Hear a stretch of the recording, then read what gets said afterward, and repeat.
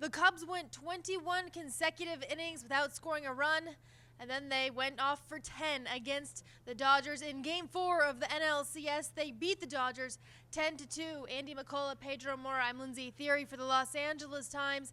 And Andy, it was just a sloppy game all around. At one point, it looked reminiscent of some Little League days. Yeah, I mean, in a bad Little League.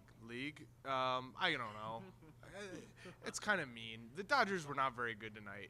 Okay, but when a throw misses the catcher throws to second base and it's rolling around on the ground, that's not a good look. Yeah, farce is the word that comes to mind as well. It was a bad game. I mean, they played like garbage, and it was Game 4 of the NLCS, so the garbage is heightened. It's intensely garbage-ish, but. They had their chances in this game. They had John Lackey on the ropes in a couple of spots, but they didn't come through. They made 4 errors in the field, which is uncharacteristic for them, and the errors kind of hurt. So it was a real sloppy effort, as the players themselves said afterwards. Yeah, definitely. Adrian Gonzalez said, he kind of shrugged his shoulder and said, it happens. They also happened to run out a 20-year-old pitcher, the youngest pitcher to ever pitch in the postseason, Julio Urias. Seemed a little bit down after the game. He was in a tough spot a few times, battled out, but eventually they got to him in the 4th inning.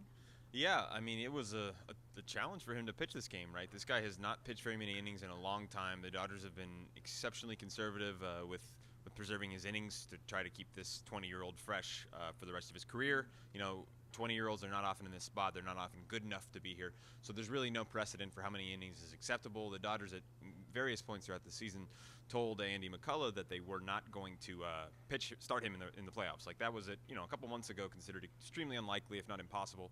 So the fact that he's even doing this speaks to what has happened to the rest of the rotation and, of course, how well he has done. And he did great through the first 3 innings. He didn't allow a hit until there was a bunt single to lead off the 4th, and then it all kind of went downhill from there.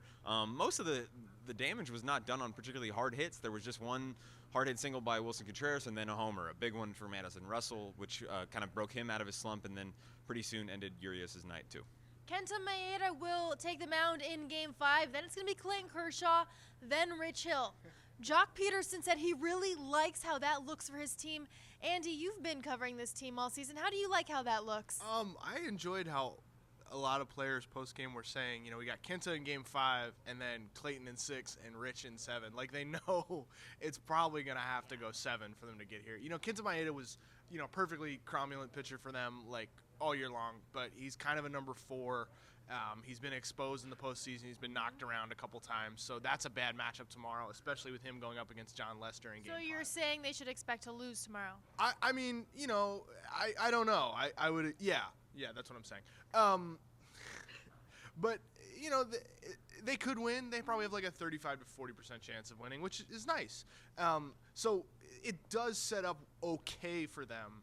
Going back to Wrigley. That's why that Game 3 win was so big, because it basically created an insurance policy that if they stumble the next 2 games here at home, they can go to Kershaw and Hill at Wrigley. Those are their guys. Those are, there's the phrase, you got to dance with the girl who brung you. Those are the ladies who brung them, as it were. I don't know. Kershaw's got long hair. Whatever. Hill doesn't. But some people like that look. Yeah, and people like you can make the short hair thing work. I mean, I've been trying it for years. So this is kind of what they have to work with, and I think it's not an ideal spot. An ideal spot would have been them winning today and then putting the Cubs to the brink. But in terms of the bad situations they've been in, it's better than what they were in, I think, in D.C., wouldn't you say? I just like that you have to dance with the girl who brought you. I don't know that I experienced that throughout my days. Pedro, you're the numbers guy. Crunch these numbers. What are the Dodgers' chances of winning Game 5? Of winning Game 5, I would agree with Andy about 35%. Overall in the series, I think they do not have the advantage.